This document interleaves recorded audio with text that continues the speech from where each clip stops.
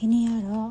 January reading လေးတစ်ခုကိုဖတ်ပေးပါမယ်နော်ဒီ reading နဲ့ပတ်သက်ပြီးတော့လက်ရှိမှာအင်ကြီးအနေအောင်ဝတ်ထားတာမျိုး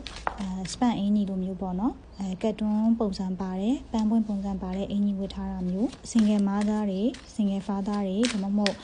မိဘမှာအဖေဆုံးပါသွားတာမျိုးအမေဆုံးပါသွားတာမျိုးရှိတဲ့သူတွေဆိုရင်တော့ဒီ reading လေးက energy ကိုက်ညီပါမယ်နော်တကယ်လို့ကိုကကျောင်းတက်နေတဲ့ university မှာ scholarship တွေရှောက်နေတဲ့ master တွေရှောက်နေရဆိုရင်တော့သတင်းကောင်းတွေကြားရဖို့ရှိပါမယ်ကိုယ်တိုင်က leader တယောက်အနေနဲ့ကိုယ့်ရဲ့ team မှာကောင်းမွန်တဲ့ရလဒ်တွေ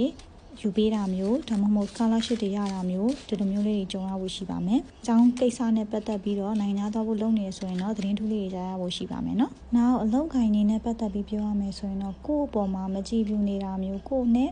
အခန့်မသိနေတာမျိုးကိုယ်နဲ့စိတ်မတိုက်ဆိုင်တဲ့လူတွေကြုံရတယ်ဆိုရင်လည်းဒါကကိုယ့်ရဲ့မှန်တစ်ချက်လိုမျိုး reflection ဖြစ်နေတယ်ဆိုတာကိုသိထားဖို့လိုအပ်ပါတယ်။ကိုယ့်ဘက်ကသူ့အပေါ်မှာမေတ္တာထားပေးလိုက်မယ်ဆိုရင်သူ့ဘက်ကလည်းရောင်ပြန်ဟပ်လာမယ့်မေတ္တာကိုပြန်ရမှာဖြစ်ပါတယ်။မိသားစုရင်းရနဲ့ပတ်သက်တဲ့ကိစ္စတွေမှာခက်ခဲနေတယ်မပြေလည်မှုတွေရှိနေတယ်ဒါမှမဟုတ်အိမ်အောင်ရသားကြဖို့ကိစ္စတွေဆွေးနွေးတိုင်ပင်နေရဆိုရင်တော့အခုချိန်ကမလုပ်သင့်သေးပါဘူးခေတ္တခဏစောင့်ဆိုင်သင့်ပါတယ်တစ်ဖက်ကလူပြောလာမယ့်စကားကိုစောင့်ဆိုင်ပြီးတော့မှကိုယ့်ဘက်ကအဖြေကိုပြန်ပေးတာအကောင်းဆုံးဖြစ်ပါလိမ့်မယ်နော်အခြေရင်းမှာတတိယလူပေါ်နေပြီလားဒါမှမဟုတ်ကိုကတတိယလူဖြစ်နေပြီလားဆိုတာမျိုးကိုဝေခွဲမျှဖြစ်နေရဆိုလို့ရှိရင်တော့ကိုယ့်ရဲ့နှလုံးသားမှာလည်းကိုကဘယ်လိုလူကိုကဘယ်နေရဆိုတာကိုအဖြေတည်ပြီးသားဖြစ်တဲ့အတွက်ကိုချစ်တဲ့စိတ်နဲ့အကောင်းဆုံးဆုံးဖြတ်ချက်အမြန်ဆုံးချဖို့လိုအပ်ပါတယ်နော်